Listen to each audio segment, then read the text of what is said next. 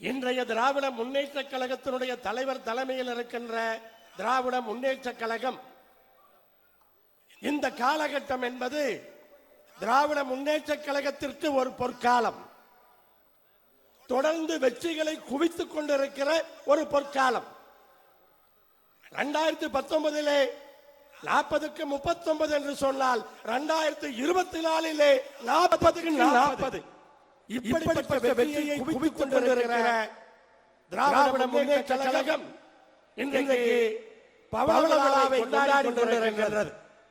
எல்லோரும் மகிழ்ச்சியாக இருக்கிறோம். ஆனால் 75 ஆண்டுகளை கடப்பதற்குள்ளே எத்தனை வேதனைகள், எத்தனை துன்பங்கள், எத்தனை தடைகள், எத்தனை விமர்சனங்கள், தனி மனித விமர்சனங்கள், குடும்பத்தை பற்றி எத்தனை விமர்சனங்கள், எவ்வளவு துரோகங்கள், இதையெல்லாம் தாண்டித்தான் இன்றைக்கு பவள விழா நடந்து கொண்டிருக்கிறது. எல்லா கட்சிகளுக்கும் இப்படிப்பட்ட வேதனைகள் உண்டு. ஆனால் திராவிட முன்னேற்ற கழகத்திற்கு கொஞ்சம் அதிகம். வளர்க்கடா மாநில பாய்கிற நிகழ்வு நடந்தது, நடந்து கொண்டிருக்கிறது, நடக்கும். வளர்க்கடா மாநில பாயும். அதையெல்லாம் எதிர்பார்த்துத்தான் திராவிட முன்னேற்ற கழகம் இன்றைக்கு வெற்றி நடைபெற்றுக் கொண்டிருக்கிறது. திராவிட முன்னேற்ற கழகத்தை பொறுத்தவரை ஆட்சியில் இருந்தாலும் ஆட்சியில் இல்லை என்றாலும் ஒரே மாதிரியாக இருக்கக்கூடிய ஒரு இயக்கம். ஆட்சியிலே ஆட்சிக்கும் கட்சி நிகழ்ச்சிகளுக்கும் வித்தியாசத்தை கொண்டு நிகழ்ச்சிகள் நடத்தப்படுகிறது. தமிழ்நாட்டினுடைய முதலமைச்சர் அவர்கள் இன்றைக்கு காலையிலிருந்து அரசு நிகழ்ச்சிகளிலே கலந்து கொண்டிருக்கிறார். டாடா நிறுவனத்துடைய 9,000 கோடி தொழிற்சாலை, 5,000 பேருக்கு வேலை வாய்ப்பு, இப்படி தொடர்ந்து நம்முடைய முதலமைச்சரும் நம்முடைய தொழில்துறை அமைச்சரும் ஊராக சென்று தொழிற்சாலைகளை கொண்டு வந்தால், வேலை வாய்ப்புகளை உருவாக்கினால் இன்றைக்கு ஒன்றிய அரசு ஜிஎஸ்டியை போட்டு ஒழிக்கிறார்கள். ஜிஎஸ்டி தான் தொழில்களை ஒழிப்பது. அன்னபூர்ணாவுடைய பண்ணுக்கும் அங்கே கிரீம் மட்டும் ஜிஎஸ்டி அல்ல. மக்கள் ஒன்றை புரிந்து கொள்ள வேண்டும். வருமான வரி என்பது தொழிற்சாலைகளுக்கு நிறுவனங்களுக்கு போடுவது, லாபத்தில் பங்கு. ஆனால் ஜிஎஸ்டி என்பது மக்கள் தொகையை கட்டுவது. ஒன்றை வாங்குகிறோம் என்று சொன்னால் அந்த ஜிஎஸ்டியும் சேர்ந்து மக்கள் தான் கட்ட வேண்டும். அது பல பேர் புரியாமல் இருக்கிறார்கள். இது நிறுவனத்திற்கான வரி அல்ல, இது மக்களுக்கான வரி. நாங்கள் கட்டுகிறோம் என்பதை பொதுமக்கள் இன்றைக்கு அதை புரிந்து கொள்ள வேண்டும்.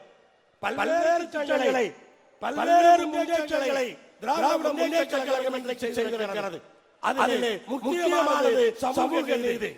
கட்சி ஆரம்பிக்கப்பட்டதே ஒரு குறிப்பிட்ட ஜாதியை சார்ந்தவர்கள் அரசுடைய பல பதவிகளிலே இன்றைக்கு கோலச் கொண்டிருக்கிறார்கள் என்பதை உறுதியளிப்பதற்காகத்தான். அதற்காகத்தான் சமூக நீதி என்பது யாருக்கோ பதவி கொடுப்பதல்ல. ஒவ்வொரு ஜாதியுடைய விளிம்பு நிலையில் இருக்கிற மக்களும் முன்னேற்றம் பெற வேண்டும் என்று சொன்னால் இடஒதுக்கீடு வேண்டும். எந்த ஜாதி இடஒதுக்கீடாக இருந்தாலும் அது திராவிட முன்னேற்ற கழகம் கொடுத்தது என்பதை யாரும் மறந்துவிட முடியாது. இன்றைக்கு கொங்கு வேளாண் கொள்கைகளை பிற்பட்டோர் பட்டியலிலே சேர்த்தது திராவிட முன்னேற்ற கழகம்.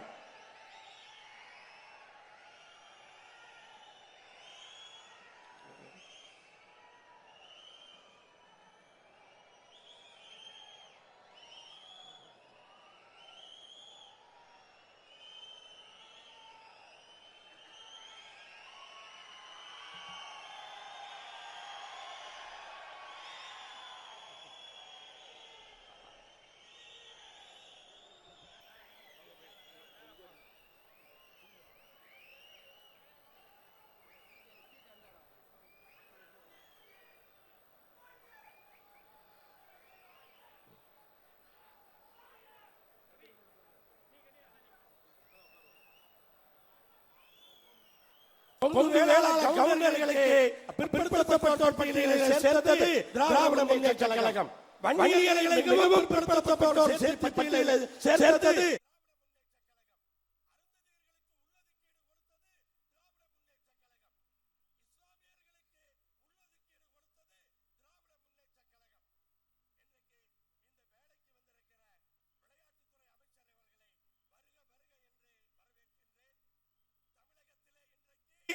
முதலமைச்சருக்கு போட்டி கிடையாது. முதலமைச்சருக்கு போட்டி இல்லை, துணை முதலமைச்சருக்கு தான் போட்டி.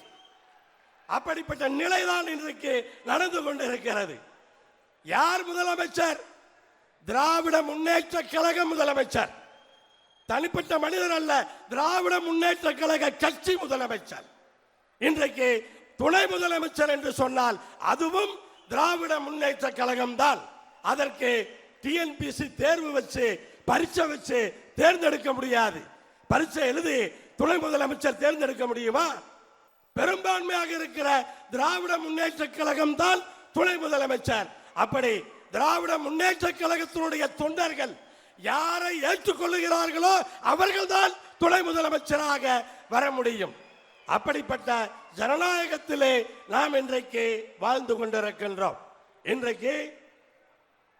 இன்றைக்கு பவள விழா செய்தியாக தமிழ்நாடு முதலமைச்சர் அவர்கள் ஒரு அருமையான செய்தியை திராவிட முன்னேற்ற கழகத்தில் இருக்கிற அத்துணை தொண்டர்களுக்கும் இன்றைக்கு கொடுத்திருக்கிறார். என்ன தெரியுமா?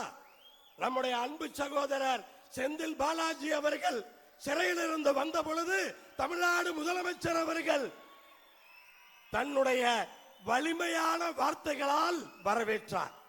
அது அவருக்கான வரவேற்பு மட்டுமல்ல, திராவிட முன்னேற்ற கழகத்தினுடைய தலைவருடைய பவள விழா செய்தி என்ன தெரியுமா?